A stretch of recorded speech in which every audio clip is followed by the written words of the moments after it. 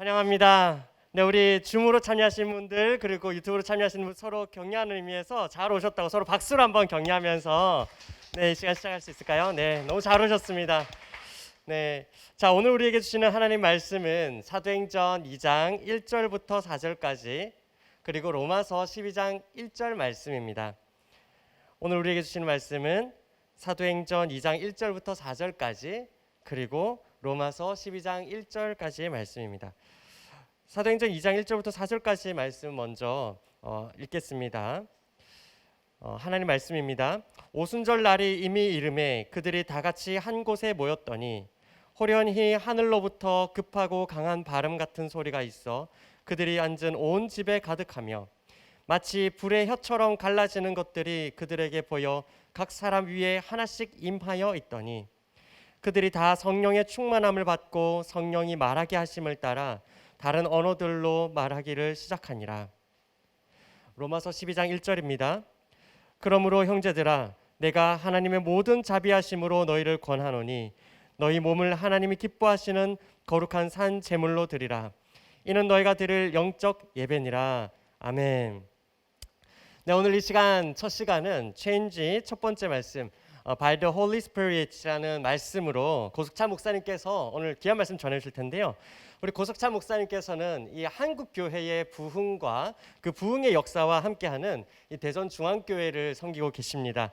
그리고 아마 해외에서 오신 분들은 많이 들으신 적 있을 거예요. 코스타라고 해서 국제 복음주의 학생 연합회 한인 유학생 선교 운동 단체라고 굉장히 큰 각지에서 세계 각지에서 또 이렇게 말씀 집회가 크게 열리는데요. 그 코스타에서 강사로도 활발하게 활동하시고 지금 현재로는 국제 이사로도 섬기고 계십니다. 그리고 지금 현재 오늘 이 자리와 같이 청년들의 영혼을 말씀으로 깨우는 이 사역에 정말 열정을 다하시는 정말 귀한 목사님이십니다. 오늘 우리 시간 평화 하나님의 평강이 함께 축복성으로 우리 기쁨으로 우리 목사님 앞으로 맞이하도록 하겠습니다. 우리 평화 하나님의 평강이 함께 축복하면서 목사님 모시겠습니다.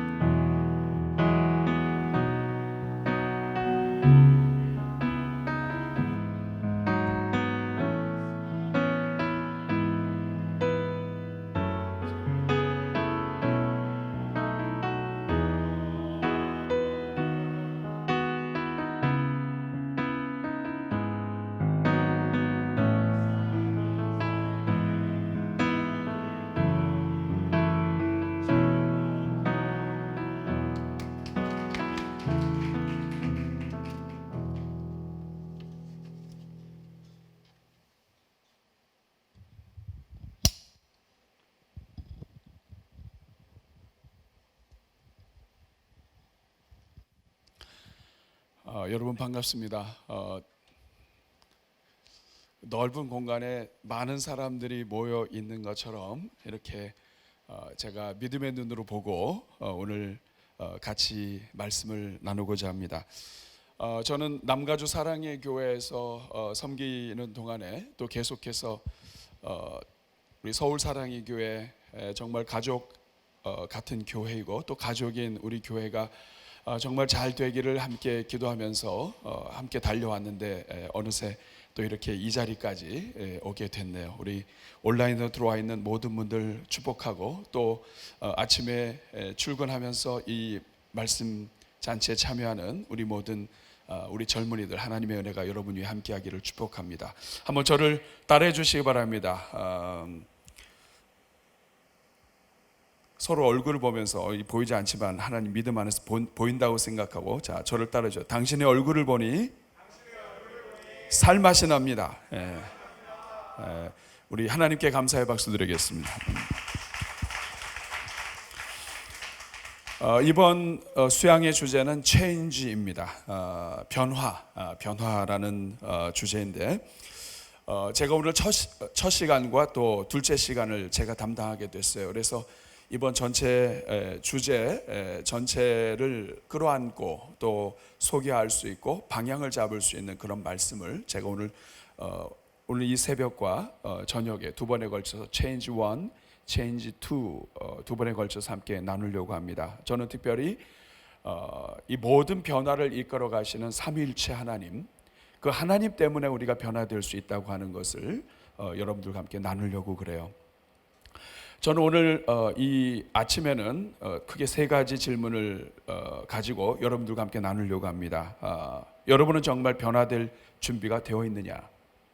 두 번째 질문은 왜 우리는 변화를 다루는 데 있어서 성령을 주목해야 되는가?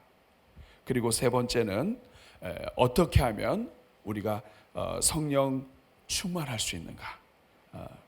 성령에 충만해서 이 변화의 물결을 우리가 탈 수 있는가? 이 세 가지를 오늘 여러분들과 함께 나누면서 새벽이니까 조금 차분하게 그러나 하나님의 은혜를 사모하면서 오늘 함께 나누려고 합니다. 먼저 우리 찬양 인도해 주신 우리 분들 너무 감사해요. 그리고 수고하신 분들 너무 감사하고 여러분을 보니까 이 젊음이 느껴집니다. 또 온라인으로 들어와 있는 여러분들 보니까 해외에서 오신 분도 있고 우주에서 오신 분도 있고 다양한 분들이 많습니다. 여러분 정말 축복합니다. 오늘 첫 번째 질문을 여러분들과 함께 나누면서 오늘 말씀을 시작하려고 합니다. 여러분은 정말 영적으로 변화될 준비가 되어 있는가 하는 거죠. 이번 수양회를 시작하면서 여러분 중에 어떤 분들은 정말 나는 이번 수양회가 너무 기다려지고 또 이번 수양회를 통해서 나는 뭔가 좀 이렇게 하나님 은혜 가운데서 달라질 것 같아 이렇게 생각하는 사람도 있을지 모르지만 반대로 기대감은커녕 자기 자신에 대해서 너무 실망하고 절망한 거예요. 나 같은 사람이 변화될 수 있을까? 이제까지 그렇게 변화되려고 노력을 했는데도 안 됐는데 이 변화가 가능할까? 이런 분들을 위해서 우리가 반드시 알아야 될 세 가지를 함께 나누면서 여러분들에게 방향을 조정해 드리고 싶어요. 첫 번째는 그 질문이 잘못됐다는 거예요. 그 질문은 잘못됐다. 나 같은 사람이 변화될 수 있을까? 내가 어떤 부분이 변화되어야 할까? 의미 있는 질문이지만 이 질문은 처음서부터 잘못된 질문이에요. 왜냐하면 초점이 나에게 맞춰져 있어요. 여러분이 변화라고 하는 것은 나에게 있지 않습니다. 우리가 이번 수양회 때 다루려고 하는 이 변화는 우리부터 시작되는 변화가 아니에요. 죄 가운데 있는 우리로부터 이 변화가 시작될 수가 없습니다. 그러므로 질문을 바꿔야 돼요. 어떻게 바꿔야 되냐면 하나님은 나 같은 사람도 변화시키실 수 있을까? 하나님은 과연 나 같은 사람도 변화시키실 수 있을까? 하나님은 내가 어떻게 변화되기 원하실까? 하나님은 나를 어디까지 변화시키려고 하실까? 2021년도에 모든 것이 막혀있는 이때에 이 수양의 주제를 체인지로 하면서 하나님께서 나로 하여금 기대하시는 것이 무엇일까? 내가 하나님께 맡겼을 때 하나님은 나를 어디까지 끌어가실 수 있을까? 이것이 바른 질문이에요. 왜냐하면 하나님은 누구든지 변화시키실 수 있는 하나님이시기 때문입니다. 여러분 멜 트라터라고 하는 한 분을 소개하고 싶습니다. 이분은 태어날 때부터 미국 일리노이주에 있는 한 바텐더의 집에서 일곱 자녀들 가운데 하나로 태어났어요. 얼굴을 보면 아시겠지만 굉장히 그럴싸해 보이지만 이분의 초기는 그렇지 않았습니다. 본인도 모르게 알코올 중독자가 돼 있었어요. 어느 날 미국 아이오와 주에서 한 교회에서 2살짜리 아이의 장례식이 있었습니다. 이 불쌍한 아이 장례식에 한 사람이 충혈된 눈으로 참여했습니다. 알코올 중독자였어요. 이 아이의 아버지예요. 이 아이를 낳았지만 집에 자주 들어오지 못하고 술에 쩔어서 살고 있던 자기 자신의 모습 때문에 이 아이가 죽은 것을 알고 죄책감으로 인해서 자기 목숨을 끊으려고 했어요. 근데 그것도 쉽지가 않아요. 그래서 그 아이의 관 옆에서 결심을 합니다. 맹세를 하는 거죠. 내가 다시는 내가 알코올에 손대지 않겠다. 그리고 나서 2시간 후에 이 사람이 알코올에 취해서 술에 취해서 비틀거리면서 왔다 갔다 합니다. 전에 오는 이야기에 의하면 이 사람이 기도하는 틈에 그 빈틈을 노려서 관에 있던 아이의 신발을 벗겨서 그 신발을 가지고 팔아서 술을 마셨다는 이야기가 있습니다. 그리고 나서 이 사람이 1897년에 시카고로 기차를 타고 갔어요. 그리고 자기 신발도 없고 추운 겨울에, 시카고 눈이 많이 옵니다. 그 눈길을 걸어가면서 결국 도착한 데가 어디냐면 Pacific Garden Mission이라고 하는 센터예요. 자신과 같은 그러한 있을 데 없는, 갈 데 없는 사람들을 모아놓은 장소인데, 그곳에 가서 그곳에서 같이 생활하게 되고요. 그 센터의 디렉터인 해리 먼로의 간증을 듣고 이 사람이 회심합니다. 예수님을 만나요. 그리고 이 먼로와 같이 이 사역을 시작을 해요. 대표가 돼요. 1905년에 목사 안수를 받습니다. 그리고 몇 년 안에 미국에서 가장 큰 구호 단체로 이 단체가 성장해요. 주일학교가 이런 중독자들과 이런 자녀들의 그 사람들의 같이 오갈 데 없는 사람들의 자녀들이죠. 500명까지 늘어났고, 1차 세계대전 때에는 자기 뮤지션 친구들과 더불어서 같이 훈련 중에 있는 병사들 공연하고 하는 동안에 16,000명이 예수님을 만나게 하는 일을 벌입니다. 그리고 1935년 밥 존스 칼리지에서 명예 박사 학위를 받습니다. 그리고 1940년 미시간의 홀랜드라고 하는 지역에서 죽게 됩니다. 멜 트라터 미니스트리는 여러분이 홈페이지를 찾아보면 알아요. 지금도 운영이 되고 있고 잘 운영되고 있습니다. 죽은 자기 아들의 신발을 팔았던 사람이라 할지라도 하나님은 변화시킬 수 있어요. 그런 사람을 변화시키는 분이 하나님이시라고 한다면 오늘 이 자리에 변화되지 못할 사람 하나도 없습니다. 마태복음 19장 26절 말씀을 보면 우리 같이 읽어볼까요? 시작. 예수께서 그들을 보시며 이르시되 사람으로는 할 수 없으나 하나님으로서는 다 할 수 있느니라. 아멘. 하나님 변화시키실 수 있습니다. 두 번째, 우리가 오늘 출발 준비를 위해서 알아야 될 사항은 성도는 출발이 다르다는 거예요. 출발점이 다르다. 여러분 100m가 넘는 떨어져 있는 계곡에서 이 계곡을 건너가는 거, 이거 쉬운 일이 아닙니다. 이건 불가능한 일이에요. 다리가 끊어졌는데 어떻게 건너가요? 변화 자체가 불가능한 사람을 변화하라고 한다면 그것은 있을 수 없는 일이에요. 이 세상에서 예수님을 믿지 않는 사람들이 그렇습니다. 생명이라고 하는 이 사망에서 생명으로 옮기지 못하고 죽음 가운데 있는데, 이 사람들에게 생명 이후의 변화의 삶을 살라고 한다면 그것은 불가능한 일이에요. 그러나 예수님을 믿는 사람들에게는 이것이 가능한 일입니다. 로마서 6장 23절 말씀을 우리 같이 한번 읽어보겠습니다. 같이 읽습니다. 시작. 죄의 삭은 사망이요 하나님의 은사는 그리스도 예수 우리 주 안에 있는 영생이니라. 아멘. 죄의 삭은 사망이에요. 그런데 우리는 이미 예수 그리스도 안에서 영생을 얻었어요. 다시 말하면 우리는 이 다리가 끊어진 100m 넘는 이 다리가 없으면 갈 수 없는 이 다리를 이미 건넌 사람들이에요. 십자가를 통해서 이미 끊어진 다리를 건너갔다고요.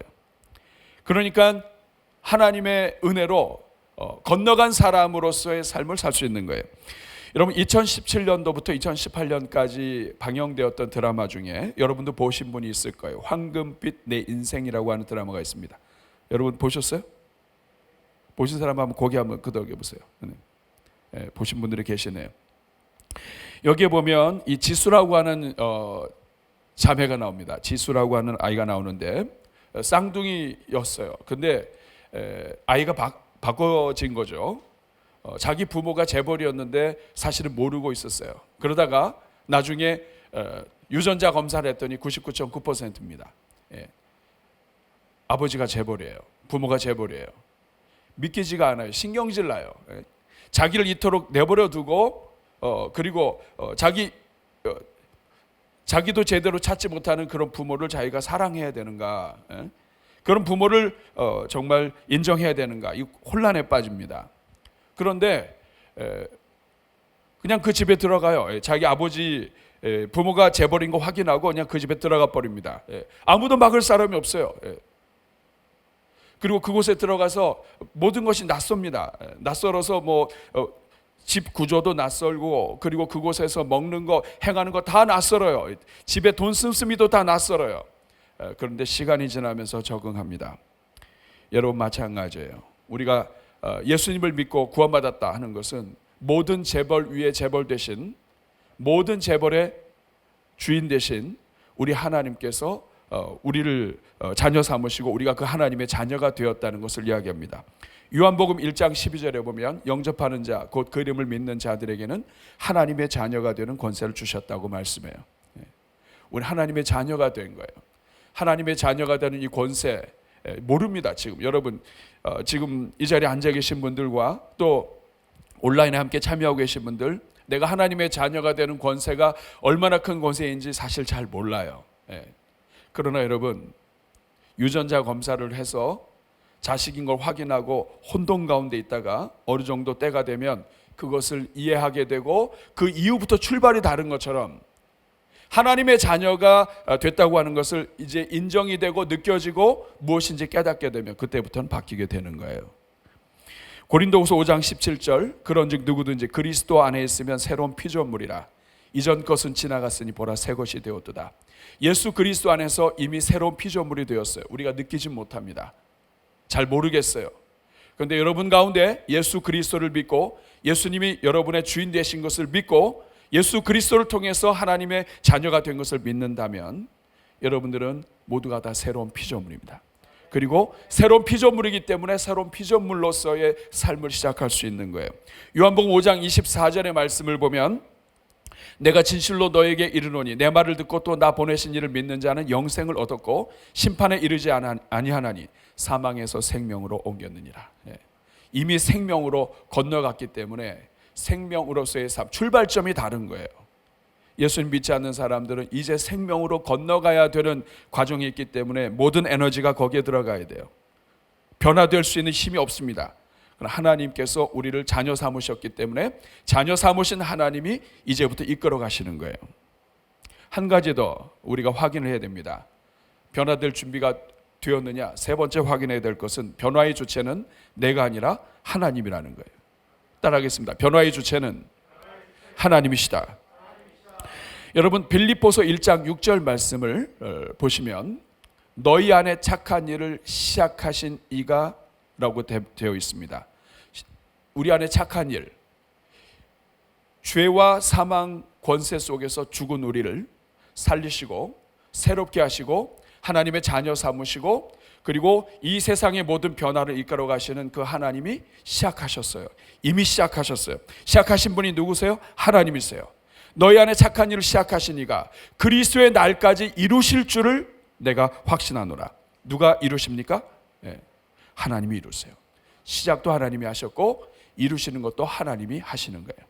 그러므로 사랑하는 여러분, 우리가 오늘부터 시작을 해서 이번 수양의 기간 동안에 다루는 이 변화라고 하는 이 주제는 우리가 다룰 수 있고 우리만이 다룰 수 있고 이 주제에 참여하는 모든 분들은 모든 변화를 이끌어 가시는 그 하나님 안에서 이 변화에 동참하게 되는 것입니다.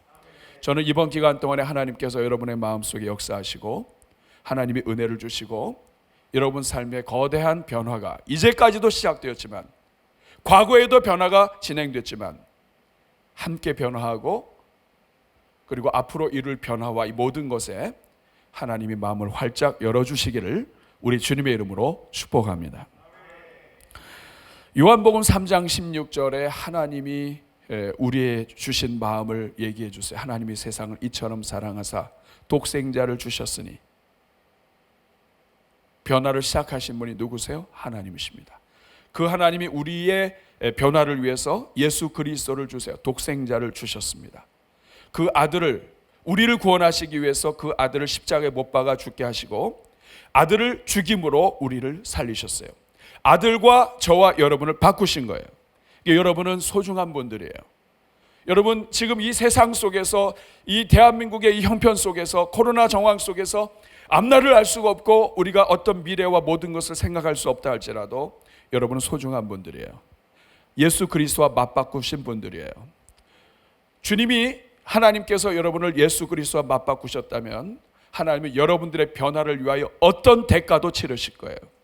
그래서 저는 오늘 이 오전에는 성령 하나님, 변화를 이끌어 가시는 성령 하나님에 대해서, 그리고 오늘 저녁 시간에는 이 모든 변화를 이끌어 가시는 이 사랑의 하나님에 대해서 오늘 여러분들과 나누려고 합니다. 그러면 오늘 두 번째 함께 질문할 질문입니다. 그것은 뭐냐면, 우리는 왜 이 변화라고 하는 주제를 다루면서 성령님을 주목해야 하는가? 왜 변화된 삶을 위해서 우리는 성령님을 주목해야 하는가? 성령 하나님을 우리는 주목해야 하는가? 그 이유는 변화를 일으키시고 우리를 사망에서 생명으로 옮기신 예수 그리스도께서 성령님을 소개하시고 떠나셨습니다. 구원을 이루신 예수님께서 반드시 성령을 받아야 된다고 말씀하셨어요. 예수님이 십자가에 구원을 이루시고 부활하신 다음에 제자들과 함께 있는 자리에서 이렇게 하셨어요. 숨을 내셨어요. 숨을 내쉬고 그리고 성령을 받으라 말씀하셨습니다. 여러분, 이거 굉장히 중요한 거예요. 저는 이 부분을 생각할 때 창조를 생각하게 됩니다. 하나님께서 흙으로 사람을 지으시고 흙으로 사람을 지으신 다음에 생기를 불어넣으세요. 생기를 불어넣으시니까 이 사람이 생명이 돼요. 움직이는, 하나님과 교통할 수 있는 인생이 됩니다. 여러분, 십자가의 구원을 이루신 주님께서 제자들을 향해서 숨을 내셨습니다.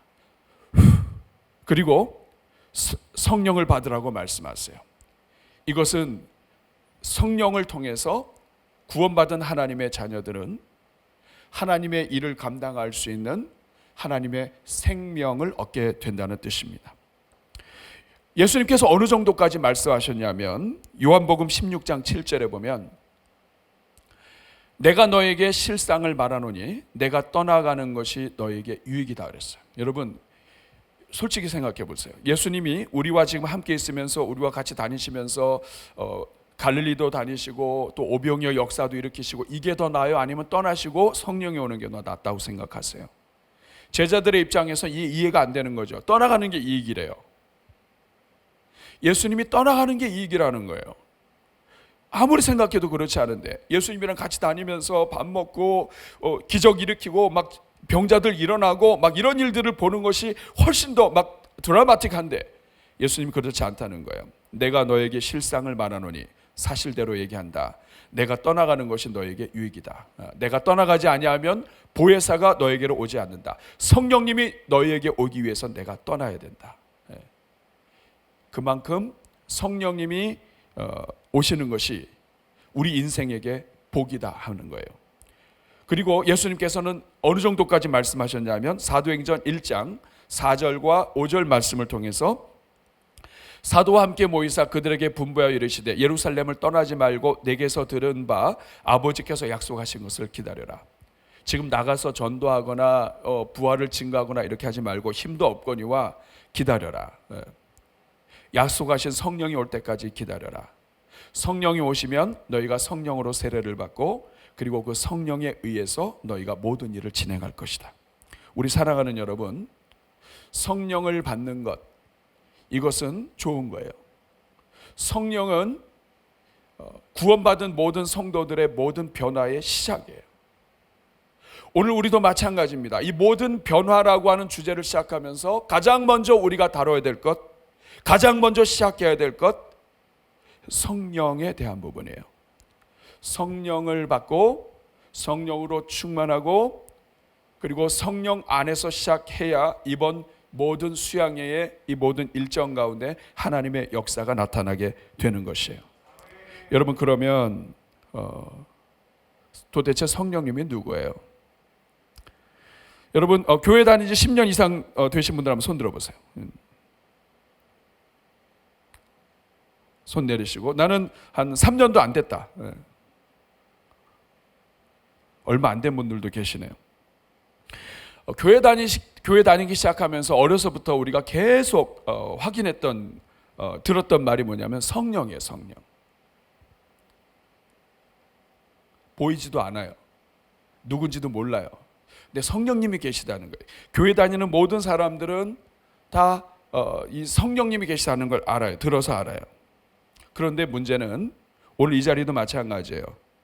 신앙생활을 오래 했고 교회는 오래 다녔지만 성령님이 역사하시고 움직이시고 내 안에서 이끌어 가시는 것을 경험하지 못한 사람이 의외로 많습니다. 이것은 문제가 있는 거예요. 왜냐하면 예수님은 성령을 받고 성령과 함께 제자들이 시작하게 하셨고 성령의 임재와 더불어 교회가 시작이 돼요. 그런데 오늘 우리는 예수님을 믿으면서 성령님이 없이 우리가 신앙생활하는 게 너무 많기 때문에 그렇습니다. 저는 이번 수양의 기간 동안에 여러분들이 성령 체험할 수 있기를 축복합니다. 여러분과 함께 만나서 같이 기도하고 모두가 함께 집회하면서 하면 더 좋았을 텐데, 그러나 모든 시간과 공간을 초월하시는 하나님의 성령이 여러분의 자리마다 또 함께 참여하는 여러분들 모든 그 현장마다 임재하시기를 주님의 이름으로 축복합니다. 여러분, 성령은 한마디로 하나님의 영이자 예수 그리스도의 영이자 살리시는 영이에요. 살리시는 하나님, 우리와 함께 하시는 임마누엘의 하나님이에요. 예수님이 이 땅에 계실 때는 그 장소에만 계셨지만 성령은 이제는 누구든지 믿는 자들에게 오셔서 그들과 함께 하시는 임마누엘의 하나님이에요. 동행하시고 내주하세요. 이 성령은 보이지 않아요. 그런데 이 성령께서 역사하시는 것 때문에 성령님이 계신 걸 알게 돼요. 이것을 누가 잘 설명했냐면 맥스 앤더스라고 하는 분이 설명을 잘했습니다. Walk Through the Bible의 설립자인데 이분이 기독교 진리라고 하는 책에서 성령에 대해서 이렇게 설명을 해요. 태양계에서 명왕성이 처음 발견되기 전에 그 당시에 있었던 망원경으로는 명왕성이 보이지 않았다는 거예요. 그런데 퍼시벌 로웰이라고 하는 천문학자가 이 명왕성은 보이지 않는데 이 천왕성에 계속해서 중력을 가하고 영향을 미치는 뭔가가 있다는 것을 발견해요. 무엇인가 보이진 않지만 무엇인가 계속해서 영향을 미치고 계속해서 중력을 미치고 한다면 이 존재가 있다는 뜻이죠. 결국에는 무엇인가 있다고 하는 것을 가설을 가지고 진행하다가 결국 나중에 명왕성을 발견하게 됩니다. 물론 지금은 이 명왕성을 태양계에서 포함시키지 않는 경우가 많습니다만 마찬가지예요. 오늘 우리도 성령을 볼 수 없습니다. 그런데 신앙생활하는 데 있어서 보이지도 않고 우리의 눈의 망원경으로 보이지도 않는 그분이 계속해서 우리 속에 무엇인가를 역사하고 우리 가운데 계속 어떤 힘을 나타내시고 우리를 이끌어 가신다고 한다면 이분이 계신 거예요. 그런데 이 신앙생활을 오래 하고 성령과 동행하기를 오래 하신 분들은 이게 느껴지시는 것 같아요. 성령님이 움직이시고 계시는가. 우리는 이렇게 누군가 크게 은혜를 받고 막 기도하고 그러면서 막 이렇게 뒤집어져야 우리는 저분이 성령께서 역사하시나 보다 이렇게 하는데 아주 섬세하게 하나님과 동행을 오래 하신 분들은 이 하나님이 역사하시는 걸 느끼시는 것 같아요. 제가 오래전입니다. 선교 영어 훈련 MTI라고 여기 고속버스 터미널 있는데 이 단체가 있었어요.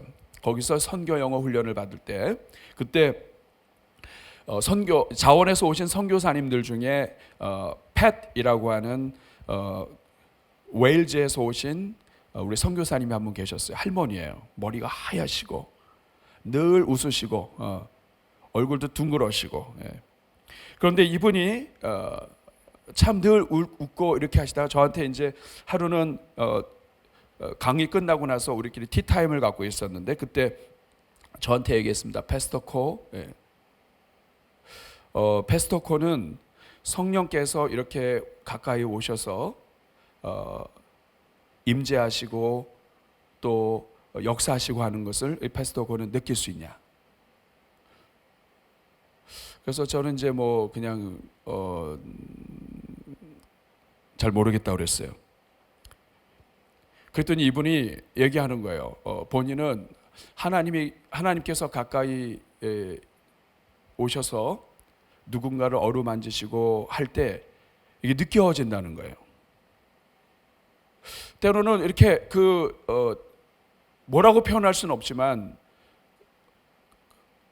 색깔 같은 것도 느껴질 수가 있고, 거기서 제가 이거 이단이 아닌가 이런 생각을 했어요. 근데 그게 아니더라고요. 뭐냐면 우리가 누군가를 너무 사랑하고 누군가에 대해서 너무 친해지고 그분의 모든 것을 알게 되면 그분이 그저 가까이만 와도 우리가 느낄 수 있는 거예요. 때로는 내 사랑하는 사람의 향취가 느껴질 수도 있고, 어떤 그 걸음이 있잖아요. 걸음걸이의 느낌. 이거는 누가 왔구나. 그런 것처럼 성령님과 오래 동행하고 함께 할 때에 하나님이 역사할 때 그 인생이 어떻게 얼굴이 변하고 하는 것을 좀 더 민감하게 느끼실 수 있는 거예요. 제가 처음에는 의심을 했다가 나중에는 이분이 참 깊으신 분이구나. 그래서 이분을 제가 그때 청년 사역을 할 때였어요. 제가 섬기던 교회로 모셨어요. 그래서 우리 청년들 인사를 해주고, 또 이분이 또 한 사람 한 사람 소개하고 그러면서 또 친구들한테 해줄 말씀 있으면 해주시도록 하고 제가 이제 통역을 했습니다. 근데 이분이 뭐 많은 말을 하는 게 아니에요. 아주 간단한 통역이 부끄러운 말만 많이 하셨어요. Don't worry. 그 통역을 해야 되나? 어떨 때 그냥 Don't worry 이렇게 같이 하기도 하고. 근데 놀라운 사실은 뭐냐면 너무나 이 쉬운 말이에요. You are so beautiful. Don't worry. God loves you.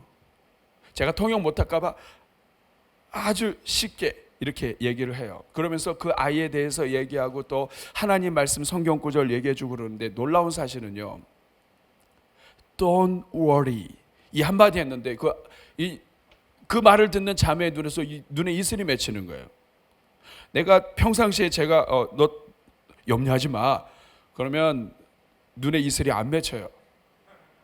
그런데 이 팻 할머니가 그냥 쳐다보면서 Don't worry. 근데 그 한마디에 눈물이 글썽글썽해요. 그리고 나서 하나님 말씀 함께 한 구절 주고 이렇게 끌어안으면 울어요. 성령님이 역사하시는 거예요. 보이지 않아요. 근데 누구는 그 성령님이 역사하시는 것 속에서 그 성령님과 함께 동행하고 그 성령님과 함께 변화를 일으켜요. 여러분, 멀쩡한 사람이 너 don't worry 했다고 울어요? 제가 한번 해볼게요. 여기 화면에, 온라인에 들어와 있는 우리 화면에 오시면 You are so beautiful. 아무도 안 웃잖아요. 그런데 갑자기 우리 속에서 무엇인가 일어나고 눈물이 일어난다. 이거는 그냥 되는 게 아니에요. 성령님이 역사하시는 거예요. 분명한 사실은 성령님은 명왕성이 천왕성의 중력에 가까스로 영향 미치는 그 정도가 아니에요. 우리와 가까이 하시면서 함께 하시면서 우리의 인생을 변화시켜 가세요. 신앙생활을 하면 할수록, 믿음이 깊어지면 깊어질수록, 성경을 알면 알수록 이 성령께서 얼마나 깊이 역사하시는지, 우리 신앙생활은 성령 하나님이 아니면 아무것도 설명할 수 없을 정도로 성령 하나님이 전부 다라고 하는 것을 우리가 알게 됩니다.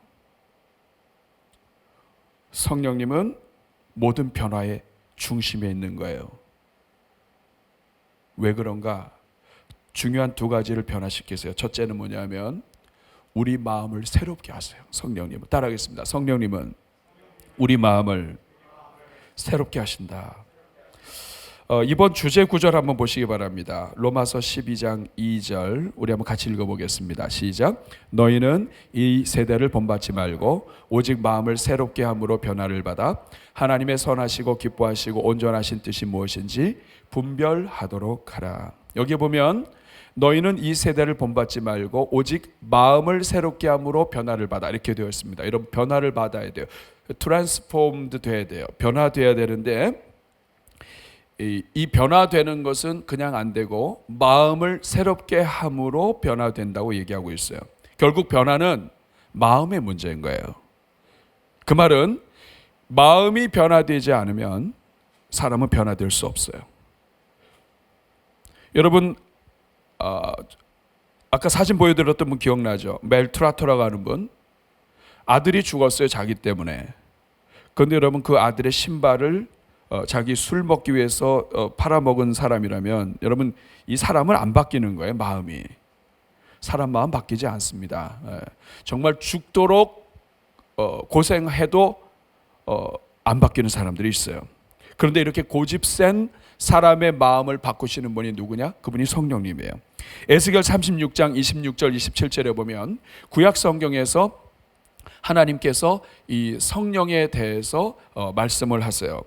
에스겔 36장 26절에 보면 또 새 영을 너희 속에 두고 새 마음을 너희에게 주되 너희 육신에서 굳은 마음을 제거하고 부드러운 마음을 줄 것이며 너희 속에 새 영을 부어둔다.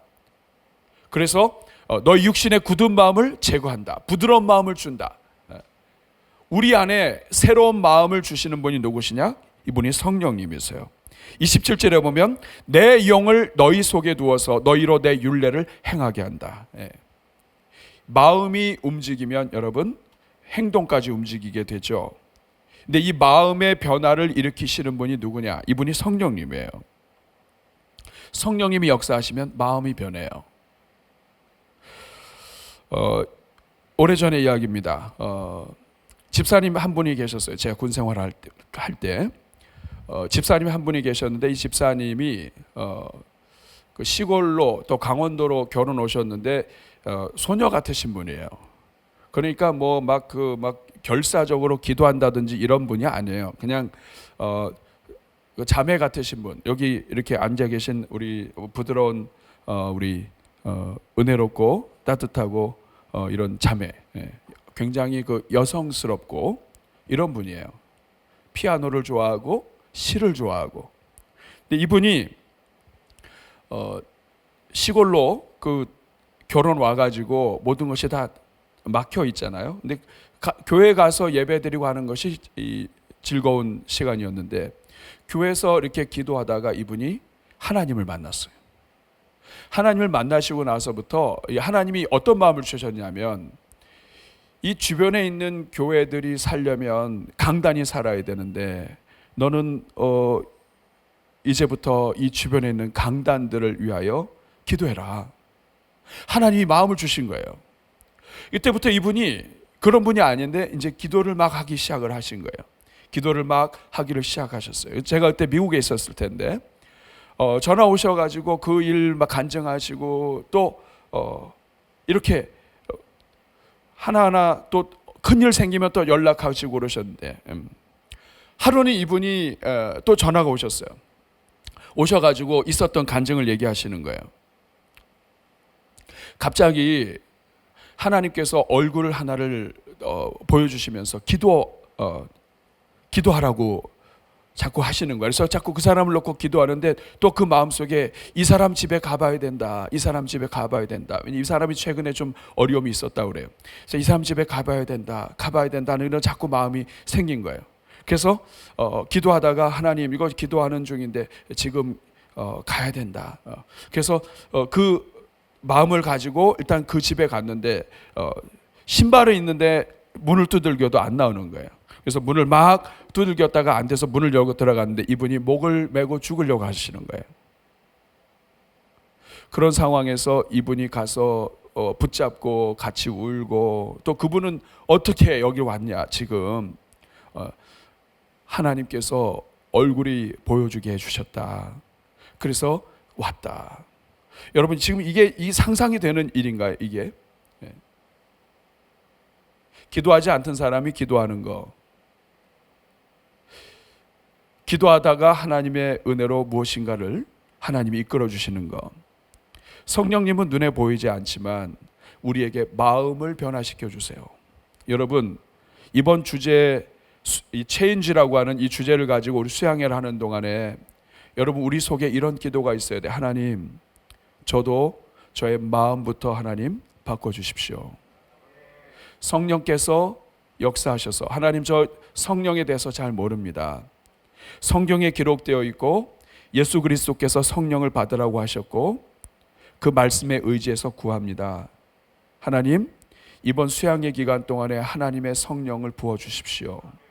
우리 모든 젊은이들 운전하다가 그리고 자기 자리에 있다가 함께 모이지 못했지만 그러나 사모하는 마음으로 있는 그 자리에서 하나님께서 성령을 부어주셔서 우리의 마음이 변화되게 해주옵소서. 여러분, 성령을 사모해야 되는 이유는 성령께서 우리 마음을 변화시켜 주신다고요. 네.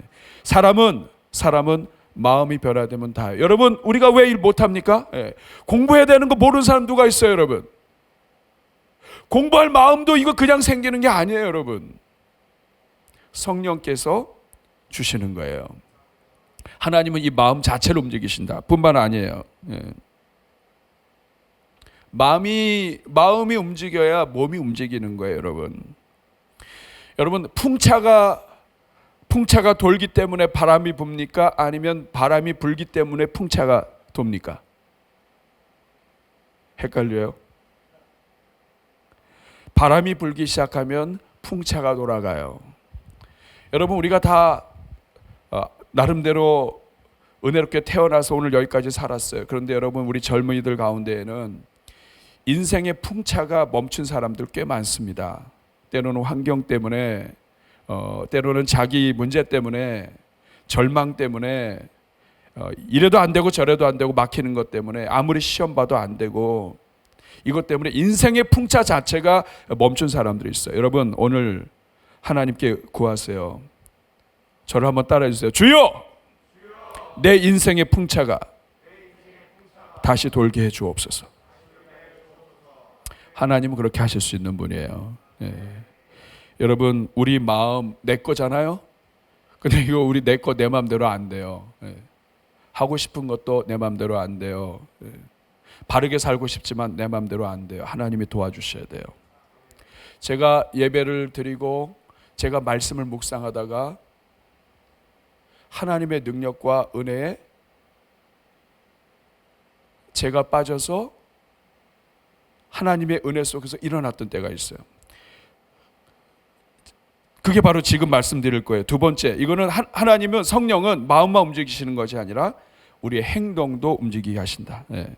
여러분, 우리가 읽었던 오늘 본문입니다. 사도행전 2장 1절에서 4절 말씀을 보시면 오순절 이야기가 나옵니다. 오순절 날이 이르렀어요. 오순절은 구약 성경의 3대 절기 중에 하나인데 77절이라고도 불러요. 근데 오순절은 신약 시대로 넘어오면서 해외에 흩어졌던 많은 유대인들이 가장 많이 모이는 그러한 절기 중에 하나가 됐습니다. 근데 이 오순절 날에 그들이 함께 모였어요. 제자들이 예수님께서 명령하신 대로 다른 데 떠나지 않고 함께 모여서 기도했어요. 같이 모여서 기도했어요. 2절 말씀을 보니까 호련히 하늘로부터 급하고 강한 바람 같은 소리가 있었어요. 하늘로부터 급하고 강한 바람 같은 소리. 어떤 소리일까요? 막 이런 소리일까요? 태풍이 불고 막 돌풍이 불고 그러면 막 덜컹덜컹 하면서 막 이런 소리가 나죠. 어떤 소리인지 모르겠습니다. 하지만 하늘로부터 급하고 강한 바람 같은 소리가 있어서 그들이 온 집에 이 바람 소리 같은 것이 막 느껴지는 거예요. 저는 이번 집회 기간 동안에 여러분들의 인생에, 여러분의 귀에 하나님의 바람이 들려지기를 축복합니다. 그리고 3절에 보니까 마치 불의 혀처럼 갈라지는 것들이 그들에게 보였습니다. 자, 바람 같은 소리가 들렸어요. 그리고 불의 혀처럼 갈라지는 것들이 보였어요. 불의 혀, 불이 막 이렇게 타오를 때 불끝이 갈라지는 것을 불의 혀라고 그러죠.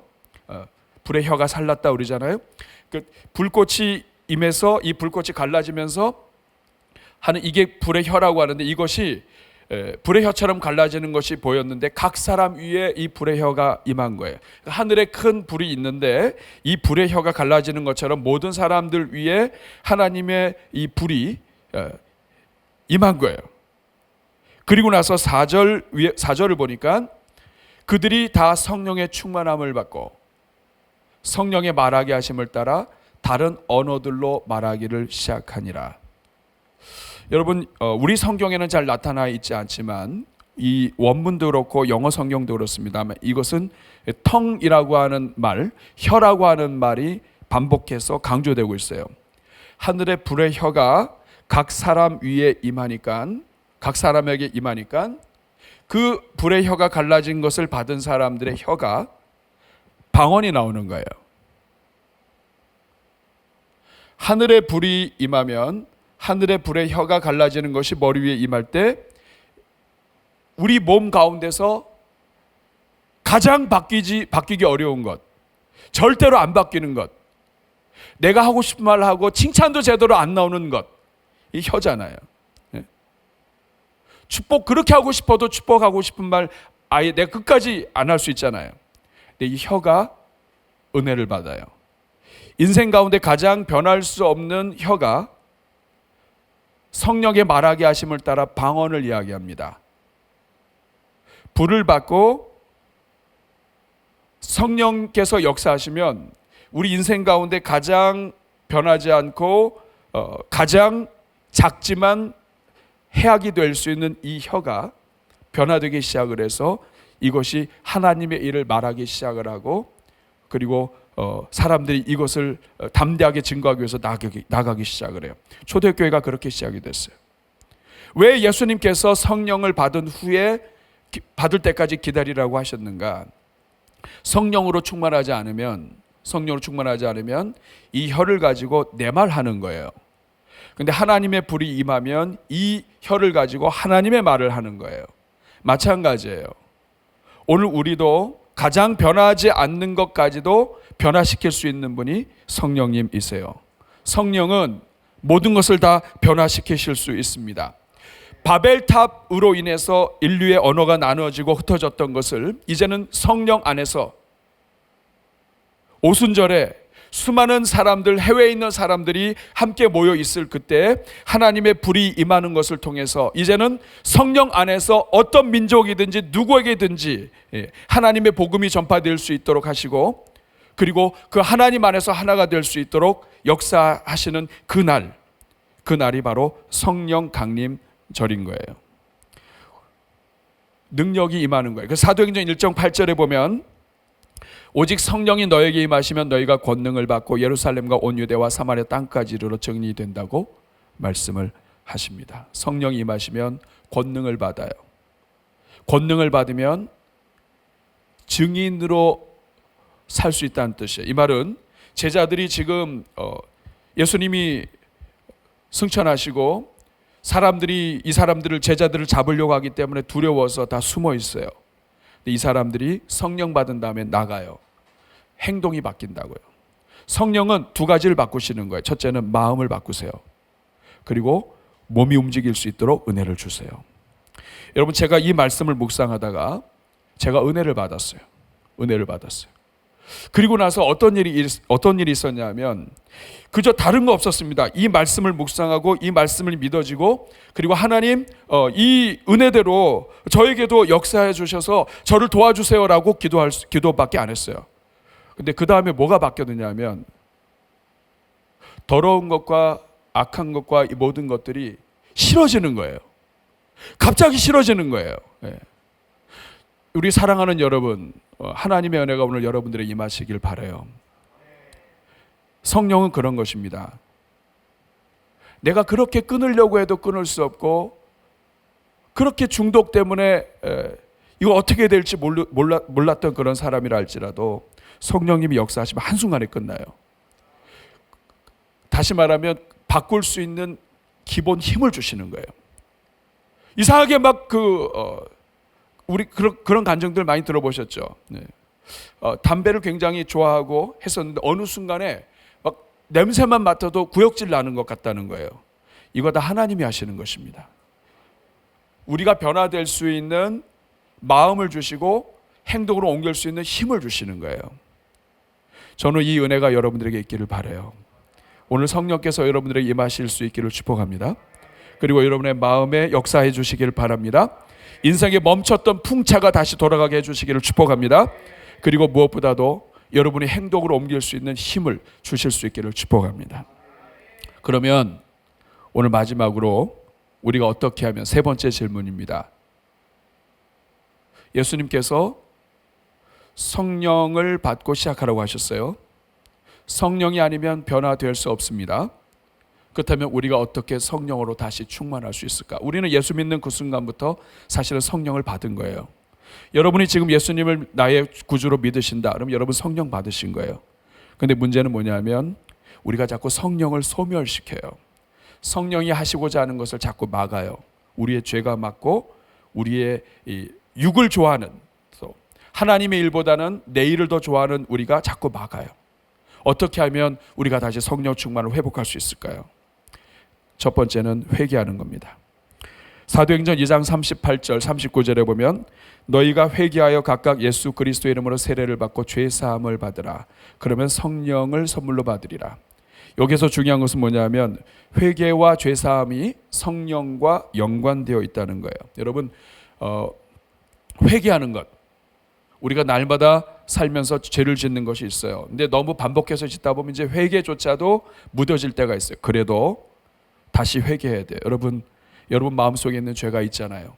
하나님 기뻐하지 않는 것이 있잖아요. 왜 회개해야 되느냐? 죄와 성령은 같이 못 가요. 성령은 거룩하신 영입니다. 우리 안에 죄가 있는 한 성령의 충만함과 성령의 역사가 나타나지 않아요. 다시 말하면 나는 변화하고 싶어요. 그래서 이번 수양의 주제가 변화예요. 근데 내 안에 죄를 그대로 묶어두고 있으면 나는 변화할 수 있는 힘을 얻지 못합니다. 내 안에서 성령이 역사하시려고 하면 회개해야 돼요. 예. 의도적으로 회개해야 돼요. 무엇을 회개해야 됩니까?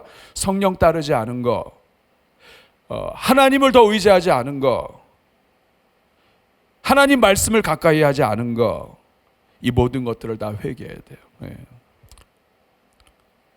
두 번째는 성령 충만을 구해야 돼요. 하나님은 성령은 하나님이세요. 그렇기 때문에 하나님이 주셔야 되는 거예요. 내가 내 마음대로 할 수 있는 게 아니에요. 너 불 받아라 이게 아니란 거예요. 하나님이 주시고 싶은 자에게 주시는 거예요. 그러므로 성령을 구한다 이 말은 뭐냐면 하나님이 나에게 은혜 베푸시도록 간구하는 거예요. 하나님을 찾는 거예요. 하나님, 제가 이번에 수양회를 시작하면서 성령이 아니고서는 하나님의 역사와 변화가 불가능하다는 걸 알았습니다. 하나님, 저 이제 성령을 구합니다.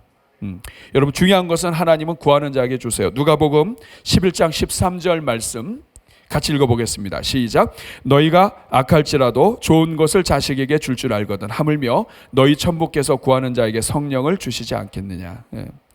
아무리 부모가 좋지 않다 할지라도 자식 달라고 하는 거 주는데 우리 하나님은 구하는 자에게 주시는 하나님이시다. 누가복음 11장 8절 말씀을 보면 간밤에 친구가 찾아와서 자기 손님이 왔는데 먹을 걸 달라는 거예요. 여러분 아무리 친구라 할지라도 밤중에 누가 주겠습니까? 우리 이미 다 정리했고 먹을 것도 없고 그리고 우리가 다 잠자리에 들었으니까 내일 와라. 근데 이 친구가 계속 문을 두들겨 계속. 그러면 친구 때문에는 못 줘도 더러워서 그리고 피곤해서 주게 된다 이 말이죠. 마찬가지로 우리가 비록 죄 가운데 있고 연약하고 그리고 부족함이 많다 할지라도 하나님 앞에 떼를 쓰고 하나님 앞에 엎드리면 세상 친구도 그런데 강청함을 인해서 주는데 우리 하나님은 더 은혜로 주시는 분이시다. 그리고 기도와 성령 충만은 같이 가요. 사도행전 4장 31절에 보면 기도할 때마다 땅이 진동하고 그리고 성령 충만함이 일어났어요. 그러므로 여러분 이번에 우리가 함께 모여서 기도하지 못하지만 그 자리에서 하나님 앞에 간구하세요. 저를 한번 따라해 주세요. 주여 저에게 성령을 부어 주옵소서. 그 자리에서 여러분이 간구하셔야 돼요. 하나님 저에게 성령을 부어 주옵소서. 그리고 한 가지 더 있습니다. 세 번째는 회개하고 성령 충만을 구하고 그리고 성령을 따라 행하는 거예요. 사도행전 5장 32절 말씀 같이 한번 읽어보겠습니다. 시작. 하나님이 자기를 순종하는 사람들에게 주신 성령도 그러하니라. 성령은 누구에게 주세요? 순종하는 사람들에게 주세요. 이것은 굉장히 중요합니다. 갈라디아서 5장 16절의 말씀을 보면 내가 이르노니 너희는 성령을 따라 행하라. 그러면 육체의 욕심을 이루지 아니하니라. 아주 작은 일이라 할지라도 성령을 따라 행하고 성령을 따라 순종하면 그 성령을 따라 행하는 그것이 성령께서 역사하시는 더 큰 성령의 역사가 나타나는 물길이 돼요. 그러니까 성령은 하나님이 부어주시는 것이지만 내가 내 현 상황에서 아주 작은 것 하나님이 기뻐하시는 것을 순종하고 또 순종하고 하나님 말씀대로 또 순종하고 내가 이것을 선택할 수 있었지만 이거 안 하고 하나님이 원하는 것을 순종하고 할 때 이것이 성령께서 역사하시는 물길이 된다고요. 말씀을 마치겠습니다. 우리 로마서 8장 26절 한 구절 같이 한번 읽어보겠습니다. 로마서 8장 26절 시작. 이와 같이 성령도 우리의 연약함을 도우시나니 우리는 마땅히 기도할 바를 알지 못하나 오직 성령이 말할 수 없는 탄식으로 우리를 위하여 친히 간구하시니라. 저는 이 구절을 참 좋아합니다. 성령도 우리 연약함을 도우신다. 우리는 마땅히 기도할 바를 알지 못해. 여러분, 성령은 우리 연약함을 도우세요. 우리 구절 한번 화면을 한번 띄워주실래요? 우리 계속해서 볼 수 있게. 여러분, 이 세상은 연약함을 돕지 않아요. 예. 세상은 연약한 것을 좀 건드립니다. 연약하면 연약하다고 욕을 해요. 이 세상 정치도 그래요. 예. 잘못하면 욕해요. 심지어는 교회 안에서도 그렇잖아요. 예. 잘못하고 연약하고 힘없고 그러면 무시하기도 합니다. 여러분, 오늘 우리가 얼마나 힘들어요. 진학하는 것도 취업하는 것도 진학하고 취업이 어려우니까 사랑도 힘들어요. 얼마나 이 어려운 때 우리 여러분 살고 있는지 몰라요. 그런데 여러분, 성령은 누구시냐? 우리의 연약함을 도우세요. 여러분, 기도할 바를 알지 못한다. 이것은 뭐냐면 개념이 없는 거예요. 어디로 가야 될지 몰라요. 뭘 해야 될지 몰라요. 그런데 기도할 바를 알지 못하는 영혼들을 위해서 지금도 말할 수 없는 탄식으로 이것은 뭐냐면 이거는 정말 형용할 수 없고 표현할 수 없을 정도로 우리를 위하여 누군가가 탄식하고 있다는 거예요. 여러분, 이거 알고 계세요? 여러분이 죄 가운데 있을지라도, 때로는 넘어져 있을 때라도, 심지어는 부모조차도 여러분들을 다 잊고 아무도 여러분을 위해서 울어주는 사람이 없다고 느껴질 그때에도 여러분을 구원하신 주님, 그리고 여러분을 위해서 탄식하시는 우리 성령님이 계신 거예요.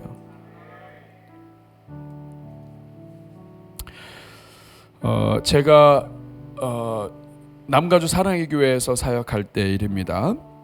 한국에서 한 남자분이 오셨어요. 왜 왔냐면 한국에서 도저히 대안이 없으니까 온 거예요. 그 동생이 저와 함께 그 목적이 끄는 40일 프로그램에 참여했다가 은혜를 받고 자기 오빠를 불렀어요. 왜 오빠를 불렀냐면 이 오빠가 친구한테 3천만 원을 빌려줬는데 이 3천만 원을 빌려줬는데 그 친구가 안 갚는 거예요. 그 돈을 안 갚으니까 그 돈 때문에 자기가 어려움 당하고 힘들어서 결국에는 부부관계도 어려워지고 이혼했습니다. 그리고 알코올 중독자가 됐어요.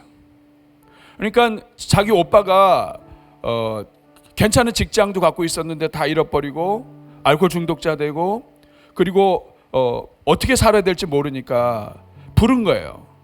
불러서 비행기 타고 와서 LA로 왔습니다. LA로 와가지고 이 목적이 이끄는 40일 팀에 부탁을 했어요. 기도 부탁을 했어요. 목사님, 이거 저희 오빠인데 하나님이 도와주셔야 된다고 기도하기 시작을 했어요. 그리고 나서 이 40일 프로그램에 이 오빠가 참여하고, 이 오빠는 미국에 와서 40일만 하다 간 거예요. 그것도 시간이 다 안 돼서 40일 다 못하고 며칠 남겨놓고 갔어요. 근데 이분이 참석하는 내내 하나님의 은혜를 누리고 하다가 처음에는 마음이 닫혀 있었죠. 잘 모르는 사람들 앞에 와서 동생이 떠밀었으니까 교회까지 와가지고, 그런데 이분이 40일 끝날 때쯤 돼서 긴 편지를 주고 떠났어요. 핵심은 이렇습니다. 내용은 길지만 자기는 하나님이 살아계신 것을 믿게 되었다. 자기는 이제까지 자기 돈을 떼먹고 자기 인생을 망친 그 친구를 용서하지 못했는데 그 친구를 용서하게 되었다. 그리고 이제 한국에 들어가서 나는 교회 다니고 신앙생활을 본격적으로 시작하겠다. 여러분, 이 변화는 그냥 일어나지 않는 거예요. 연약한 자를 도우시는 하나님. 지금 우리 반주 나오죠? 예수 사랑하심은 3절 가사에 보면 내가 연약할수록, 우리 한번 같이 한번 내가 연약할수록, 내가 연약할수록, 내가 변화될 기미도 없고 무엇을 해야 될지도 몰라도 나를 사랑하시는 그 주님, 여러분 가운데 역사하길 바랍니다.